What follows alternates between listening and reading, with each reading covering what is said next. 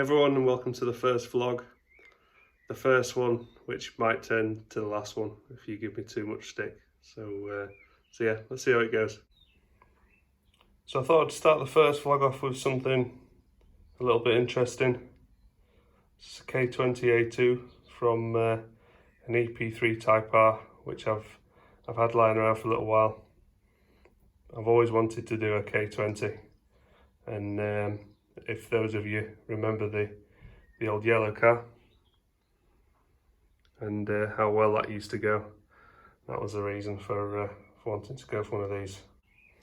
So the idea behind it is, obviously you get quite a lot of bang for buck with these engines. Obviously Honda reliability, and if you get things right with a few simple tweaks, you can easily achieve 240 horsepower out of a 2-litre engine. So yeah, always fancied having a go. Those of you that know me well enough will have heard me banging on about this for a long time. So I decided that since I've got a bit of extra time on my hands, I'll give it a go. So all we've done so far is get it out of the donor car. I've set it on quite a sturdy trolley, which is nice and flat. Obviously my floor's pretty flat in here. So the first job so far has been to try and get it more or less central onto the frame. These engines, they do actually sit with a bit of a tilt. You see the head slightly tilted back. But then if you look at the engine mount there, for instance, and then more so when you look at the gearbox mount, you see the actual gearbox top is actually pretty flat there. Same with the sump pan on the bottom. It's the actual the engine's got like a natural tilt to it.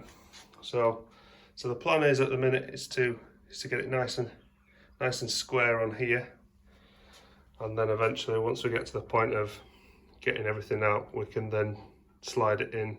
And the plan is to lower the car into position over the frame, try and keep the frame as still as we can, then line up for shafts and then engine mountings. Drive shafts. So here are here's the right and left EP3 Type R shafts. Obviously it uses a cross-link shaft that mounts to the back of the block, same as the B16. The standard outers on the Civic K-swaps, what they do is they literally change it out for B16 items. So I'm hoping, here's hoping, it'll be a similar kind of thing to the old yellow car, where we just have to make a slight tweak to the outer CVs. So that's a set of new B16 outers there, ready for a tweak. So the machine shop up the road has actually got my hubs, so they're pressing some new bearings, and then they're helping me out with a bit of machine work for the change of PCD. So hopefully get these to them, put them in a set of the hubs, and just machine the lip that needs to be done to get them to fit into the hubs. So fingers crossed we can get the engine sat in this bay. Obviously I have to remove all of the K-series mounts, so that we've got blank chassis rails to work from.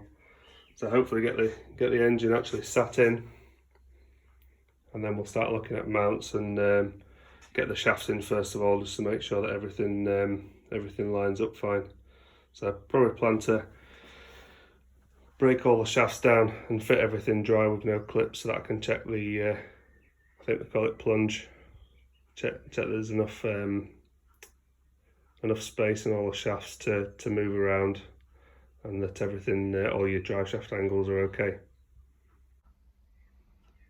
So hopefully it's given you enough reason to stay tuned. Fingers crossed it kind of goes all right. I'll make a start removing the K-series soon.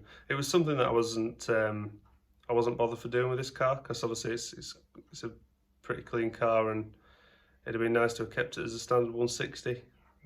However, I've no intention to get rid of it. I want to use it, and yeah, thought it's not really going to hurt anything by trying to put that engine in. So yeah, the plan would be to just use it as a road car for a little while once it's in, hopefully. But obviously there's a long haul to get to that point. So yeah, stay tuned anyway, and I'll give some progress along the way. Thanks a lot.